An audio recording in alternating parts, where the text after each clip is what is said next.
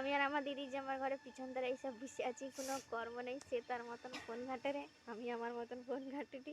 আর আমাকে পুকুর মেরেইছে, সব কষ্ট দিল, সব করি, সব সব পালন করিটি। আর আমার দমে ঠান্ডা লাগিয়েছে, নাক টাক ফাটি যায়, কয়েক দিন হলো, মানে কি সর্দি কমেনি। ঠান্ডা লাগছে কি তোরে যাও, আমানকে যে পুকুরটা মানে গা ধুইতি, সেই জলটা আমানকে স্যুট হইতো। এবার লোকেরা পুকুরে গা ধুইতে যাবে তো আলাদা যাও, ওই জন্য এটা আবার ঠান্ডা লাগিয়েছে। আমাকে পুকুর দেখো মেরেইছে কিরকম, দেখতে চাও?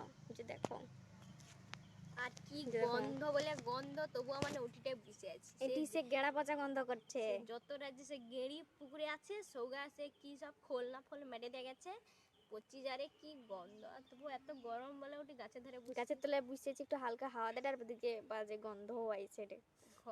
ঘরে সে গরম বাতাসে থেকে এটি ঠান্ডা বাতাসটা অনেক ভালো।